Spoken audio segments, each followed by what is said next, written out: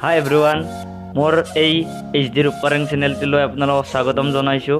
আমি আজি এনেকুৱা এঠাইত যাবলৈ ওলাইছোঁ। ক'ত যাই আছোঁ, কিয় গৈ আছোঁ, আপোনালোকে চাই থাকক। লেটছ গো।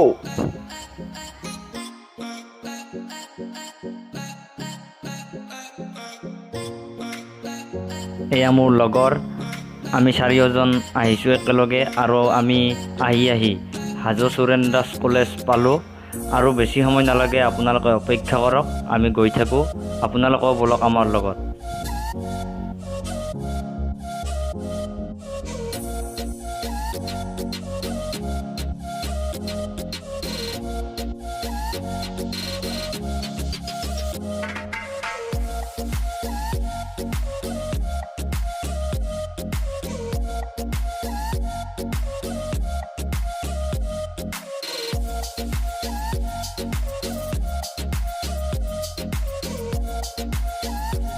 এতিয়া ফাইনেলি আহি পালোঁ।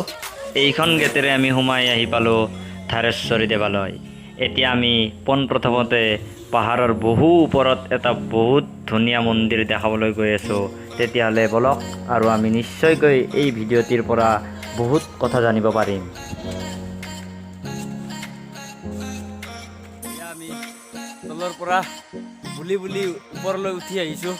বহুত ভাগৰ ধৰিছে, বহুত ওখ ঠাই। আপোনালোকে আমি ওপৰত উঠি আছোঁ, বহুত কষ্ট হয় ওপৰলৈ উঠিব লগাত। চাই থাকক।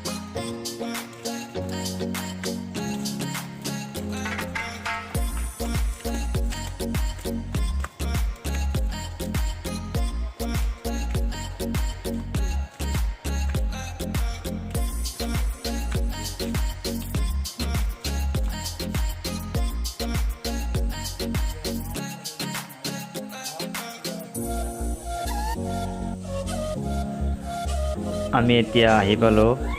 মন্দিৰটো দৰ্শন নকৰাওঁতেই আমি দেওৰ পৰা আক্ষিক প্ৰণাম লৈ আমি এতিয়া সুৰংগৰ ভিতৰত থকা যিটো মন্দিৰ আপোনালোকক দেখাবলৈ গৈ আছোঁ।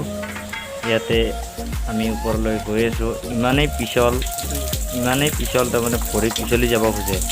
এয়া আপোনালোকে চাওক আৰু কমেণ্টত জনাব আপোনালোকক কেনে লাগে। আৰু আপোনালোকে চাওক, এই ওপৰৰ পৰা বৰষুণ পৰি আছে। এনেকৈ আজি যেনেকৈ বৰষুণ পৰি থকা দেখিছে, ঠিক তেনেদৰে সদায় এনেকৈ বৰষুণ পৰি থাকে। আৰু এই পানী ক'ত যায় মই জানিবলৈ চেষ্টা কৰিম। ভিডিঅ'টো চাই থাকক শেষলৈকে।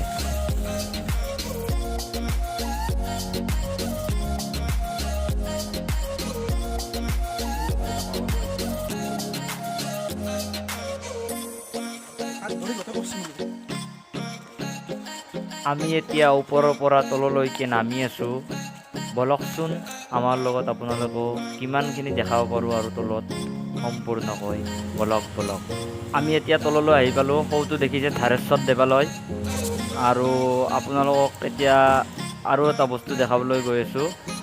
এইবিলাক দেখিছে আপোনালোকে, বহুত ধুনীয়া গল্ডেন মাছ। আৰু এই বামুণ্ডি শিলগুৰিৰ ধাৰেশ্বৰ দেৱালয়ৰ ইমান ধুনীয়া এটা পৰিৱেশ দেখি আমিও বহুত উৎসাহ পালোঁ। গতিকে এই মন্দিৰটোৰ বিষয়ে অলপ জানিবলৈ এজন দাদাৰ লগত কথা পাতোঁ, বলকচোন। আপুনি যিহেতু ইয়াৰে, তেতিয়াহ'লে আমি সুধিব ওলাইছোঁ। মই জনাত মানে কি ইয়াতে মন্দিৰ তিনিটা আছে চাগে। ইয়াতে ধাৰেশ্বৰী মন্দিৰ এটা, তাৰ কাষতে এইটো কি বুলি কয়, গণেশ মন্দিৰ। মই জনাত দুটা গম পালোঁ, আৰু এটা ওপৰত আমি আকাশীগংগা বুলি অলপ শুনিছোঁ। সেইবুলি আপুনি যিহেতু ইয়াৰে বাসিন্দা হয়, আপোনাৰ মুখেদি শুনিব বিচাৰিছে নামটো কি? আকাশীগংগা নেকি? ওপৰতো আকাশীগংগা আৰু তলৰ দুটা তাৰমানে স্বৰ্গৰ পৰা পানী পৰি থাকে। বাহিৰৰ পৰা কোনেও দেখা নাপায়। অকল গংগা মন্দিৰটোত যেতিয়া বিশ্বকৰ্মাই কটা সেই শিলৰ চিৰিৰে ওপৰত উঠি যোৱা যায়, এই টুক কৰি পানী পৰি থাকে। এটাই গতি, যিমান বৰষুণ হ'লেও সেই তেওঁৰ এটা গতি। আৰু যিমান খৰালি মাহত, চ'তৰ মাহত মানে ভূমিমণ্ডল শুকাই যায়, পুখুৰীবিলাক শুকাই যায়, তেতিয়াও তেওঁৰ এটাই গতি পানী। আমি পুৰোহিত দাদাক সুধিছিলোঁ এই পানী ক'ৰ পৰা পৰে। পুৰোহিত ককাই কৈছিল এইটো স্বৰ্গৰ পৰা পানী পৰে। শিৱৰ জটত, এই জটেৰে মেৰিয়াই থৈ দিছিল গংগাক, এই গংগাৰ জল। আপুনি এতিয়া এই মন্দিৰটোৰ বিষয়ে কিমানখিনি জানে? মানে কি কেতিয়াৰ পৰা মানে কি কিমান দিনৰ পৰা আপুনি জানে মানে এই মন্দিৰটো কেনেকৈ বা কি হৈছিল বা কোন মানুহজনে চলাইছিল এনেকুৱা কিছুমান বা কেনেকুৱা বা মানুহৰ প্ৰব্ৰজন কিমান হয় এই মন্দিৰটোত আপুনি অলপ কৈ দিলে মই ভাল পাম। এই মন্দিৰটোত আজিৰ পৰা 50-60 বছৰ আগত এনেকুৱা মানুহ নাছিল। ইয়াত আৱৰণো নাছিল, আকৌ ডাঙৰ মন্দিৰো নাছিল, শিৱৰ লিংগটো আছিল মাটিৰ গাঁতত। আৰু আমাৰ গাঁৱৰ এই বুঢ়া আজো ককাবিলাকে শাল গছৰ খুটা কৰি এটা ঘৰ বান্ধি দিছিল। 2জন মানুহ আহিছিল শিৱ অৰ্চনা কৰিবলৈ।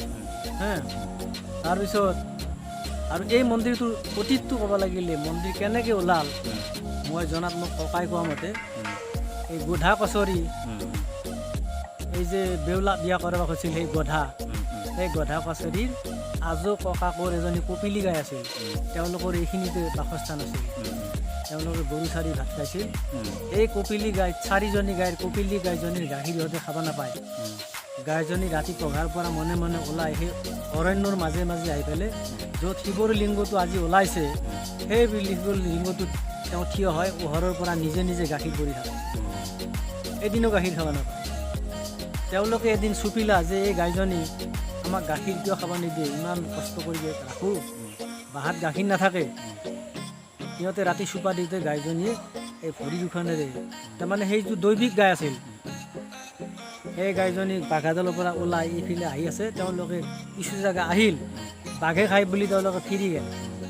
যাই পেলাই পুৱাবেলা চাম বুলি সিহঁত পুৱাবেলা যি আহে, এই যিমান দিনৰ গাখীৰ দি আছিল একে জেগাতে বিচাৰি গাখীৰৰ খামাত ওলালে।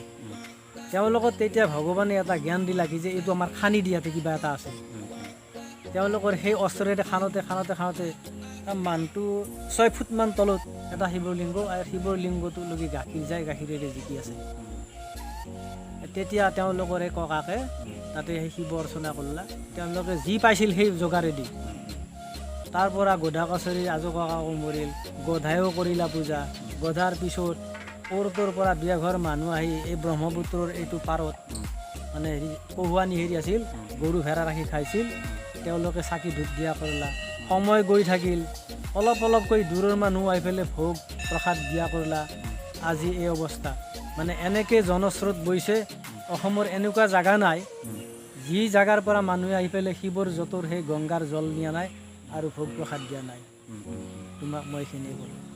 মানে মইতো মানে কি বহুত ভাল পাওঁ মন্দিৰটো, মই যেনেকৈ ভাল পাওঁ বা এনেকৈ মানে কি সদায় এনেকৈ আজি যেনেকৈ মই দেখিছোঁ মানুহৰ প্ৰব্ৰজন ঘটিছে, মানে কি বহুত আহে মানুহ ইয়াতে। আজি কমেই বাৰু এনেকৈ আহি থাকে নেকি সদায়? দৈনিক, কেৱল অম্বুবাচীৰ সেই 3 দিন আৰু লকডাউনৰ একেদিন বন্ধ আছিল। বামুণে নিয়ম কৰ্মটো কৰিছে, এই লকডাউন খোলা দিছে, এই এনেকুৱাকৈ প্ৰব্ৰজন। মানে কি মই জনাত আগতে ময়ো আহিছোঁ ইয়াত, মানে কি বহুত মানে কি পিকনিক প্লেচ বুলিও ক'ব পাৰি ইয়াত, মই জানো। আৰু আপুনি অডিয়েঞ্চক কি ক'ব মানে ইয়াত পিকনিক খোৱা মন্দিৰটো আছে, ইয়াত পিকনিক খোৱা প্লেচ আছে, আপুনি অডিয়েঞ্চক কি ক'ব?